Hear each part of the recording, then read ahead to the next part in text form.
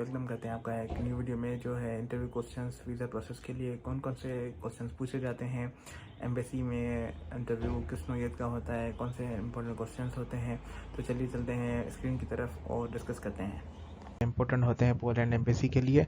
तो उनमें से सबसे पहले जो है वो आता है इंट्रोड्यूस योरसेल्फ, के हमें अपने बारे में इंट्रोड्यूस करवाना है कि हमारा एजुकेशन क्या है और जो है हमारा बैकग्राउंड क्या है, एजुकेशनल बैकग्राउंड क्या है, और उसके अलावा जो है हमारे पास कौन कौन से अपने बारे में इंट्रोड्यूस, यानी छोटा सा अपने बारे में जो है वो इंट्रोड्यूस करवाना है कि मैं क्या हूँ और मैं क्या करता हूँ। ठीक है। उसके बाद हमें बताना है कि वाई पोलैंड, पोलैंड क्यों क्यों कोई और यूरोपियन कंट्री नहीं, कोई और शेंजन स्टेट नहीं, क्यों ही पोलैंड। तो आपने उसके बारे में बताना है कि हाँ ये इकोनॉमिकल पड़ता है, इन्वायरमेंट अच्छा है, एजुकेशन सस्ती है। तो उस हिसाब से आपने सारे पॉइंट्स इसके अंदर बताने हैं कि हम पोलैंड ही क्यों चूज़ कर रहे हैं। ठीक है। तो उसके बाद फिर हम जाएंगे वाई दिस यूनिवर्सिटी। तो उस यूनिवर्सिटी, क्यों यूनिवर्सिटी ये इम्पोर्टेंट है हमारे लिए। ठीक है। तो आपने बताना है क्यूएस रैंकिंग बतानी है, अपने सब्जेक्ट की रैंकिंग बतानी है, और फीस के स्ट्रक्चर के बारे में बताना है कि हाँ मैं यहाँ पे अफोर्ड कर सकता हूँ तो इसी वजह से मैं जा रहा हूँ।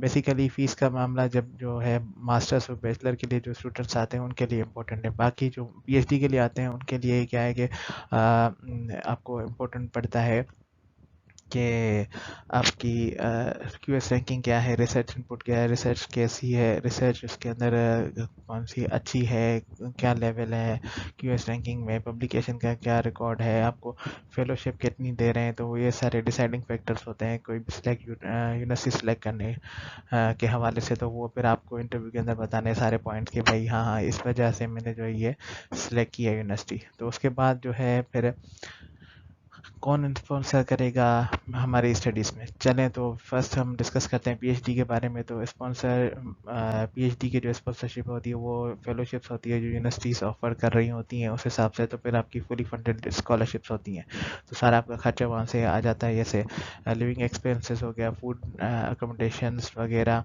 और आपका जो है रिसर्च का जो थोड़ा बहुत खर्चा है वो आप कर सकते हो। उसके बाद आप जो है अपना इसमें से भी कुछ सेविंग भी कर सकते हो। हाँ, और बैचलर और मास्टर्स के लिए ये है कि आपको वो सेल्फ फंडेड होती हैं, कोई इतनी स्कॉलरशिप्स नहीं है।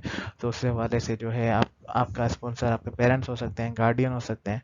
तो फिर वो आपको बताना होता है अपना वीज़ा इंटरव्यू के लिए। ठीक है जी। तो फिर उसके बाद पे चलते हैं कि हम कैसे मैनेज करेंगे अपने एक्सपेंसेस को। तो पीएचडी के लिए फिर आते हैं कि फेलोशिप से आप निकाल सकते हो लिविंग एक्सपेंसेस, फूड, अकोमोडेटिव वगैरह सारी जो है चीज़ें आप निकाल सकते हो जो है फेलोशिप से जो आपको मिल रही होती है। बाकी बैचलर मास्टर्स की वही बात आ जाती है कि आप पेरेंट्स फंड कर रहे हैं या कोई आपका गार्डियन है वो फंड कर रहा है, तो वो आपको सारी डिटेल के अंदर आपको बताना होता है। ठीक है। तो जॉब एक्सपीरियंस अगर आपका है तो आप वो बताएंगे कि भाई हाँ मैंने ये कहा इस कंपनी में इतने साल जॉब की है वगैरह। तो उसके लिए आपको फिर पे स्लिप्स भी आपको देनी पड़ेगी, एक्सपीरियंस लेटर भी देना पड़ेगा जो जो अगर रखता है जॉब का एक्सपीरियंस। ठीक है। तो उसके बाद पे चलते हैं कि have you been to any country. तो आपने बताना है कि अगर आपकी ट्रैवल हिस्ट्री है तो आपको बतानी है कि भाई हाँ मैं यहाँ यहाँ गया हूँ और मैं गया हूँ और वापस भी आया हूँ टाइम पे ही, जितना मेरा वीज़ा था उस हिसाब से मैं आ गया हूँ, कोई मुझे मसला नहीं हुआ। तो ये अपने आप से अगर आपकी ट्रैवल हिस्ट्री है तो आप बताएं, अगर नहीं है तो फिर जाहिर सी बात है आप नहीं बताएंगे। तो उसके बाद आपके बारे में वो पूछ सकते हैं कि फेमस थिंग्स बताओ क्या है पोलैंड के अंदर। तो आप गूगल करें कि फेमस थिंग भाई क्या है पोलैंड के अंदर, उनके कल्चर के बारे में बताएं, उनकी बताएं कि कौन कौन से डे सेलिब्रेट करते हैं, या एक्स वाई जेड आप पोलैंड के हिसाब से आप बताओगे कि क्या क्या चीज़ें जो हैं वो पोलैंड में जो है वो फेमस हैं। जैसे इनकी फ्रूट और वेजिटेबल्स के हिसाब से चेरीज़, बेरीज़ और एप्पल जो हैं बहुत यहाँ के अच्छे हैं। उसके अलावा कल्चर इनका रिच है, और उसके अलावा टूरिस्ट पॉइंट्स इनके जैसे गनान सिटी है तो वो टूरिस्ट एक पॉइंट है। समर के अंदर बहुत सारे टूरिस्ट विजिट करते हैं यहाँ पे। उसके पेल्टिक सी है वो भी इम्पोर्टेंट एक है, और काफ़ी सारी चीज़ें इधर की हैं जो आप बता सकते हैं इसके अंदर। ठीक है। और फैमिली मेंबर्स के बारे में डिटेल में आपने बतानी है कितने जो एफआरसी अगर आप नादरा से निकलवाएंगे तो उसके अंदर आपकी फैमिली ट्री होता है, उसके बारे में बताना है कि आपके कितने डिपेंडेंट हैं। अगर लेट्स सपोज आप अपने फादर पे डिपेंडेंट है जैसा हमारे पास फैमिली से अंदर होता है, तो वो आप बताएंगे कि हाँ 4-5 मेंबर हैं, भाई बहन है, माँ है। तो उस हिसाब से फिर जो है आप बता नहीं सके कितने फैमिली मेम्बर्स हैं। ठीक है जी। उसके बाद पोलैंड के बारे टूरिस्ट अट्रैक्शन के बारे में बताना है कि कौन कौन सी स्पॉट जो मैं ऑलरेडी डिस्कस कर चुका हूँ, वही पॉइंट आप इधर बताएंगे। उसके बाद बताना है कि भाई आपने अगर बैचलर मास्टर्स के लिए अप्लाई करना है तो बैचलर आपने कौन सी यूनिवर्सिटी में की है, ठीक है, और कौन से डिसिप्लिन के अंदर की, उसके बारे में थोड़े बहुत सवाल आपके हो सकते हैं, वो आप बताएंगे उनके, भाई ये थीसिस थी मेरी, ये मैंने थीसिस में अचीव किया है, ये मेरी अचीवमेंट थी, उसके साथ मैंने ये सीखा है। तो आप शॉर्ट वो भी अपने बारे में आप बता सकते हैं कि भाई हाँ मैंने ये चीज़ें जो है वो बैचलर और मास्टर्स के अंदर की हैं। ठीक है। और रिसर्च टॉपिक क्या है, ये पीएचडी के लिए करता है, बैचलर मास्टर्स के लिए ये इतना नहीं करता। हाँ मास्टर्स में अगर रिसर्च फंडेड आपकी रिसर्च डिग्री है तो फिर उसके हिसाब से आप बताएंगे कि हाँ मेरा रिसर्च टॉपिक ये था, मैंने इसके ऊपर काम किया है, मेरे ये पेपर हैं और मैं फ्यूचर में इसी डायरेक्शन को कंटिन्यू करना चाहता हूँ या नहीं, तो फिर किस डायरेक्शन में, वो आप उससे सवाल जो आप वो पूछेंगे उस हिसाब से आपको जवाब देना है, लेकिन रिसर्च टॉपिक के हवाले से आपके साथ सवाल हो सकते हैं।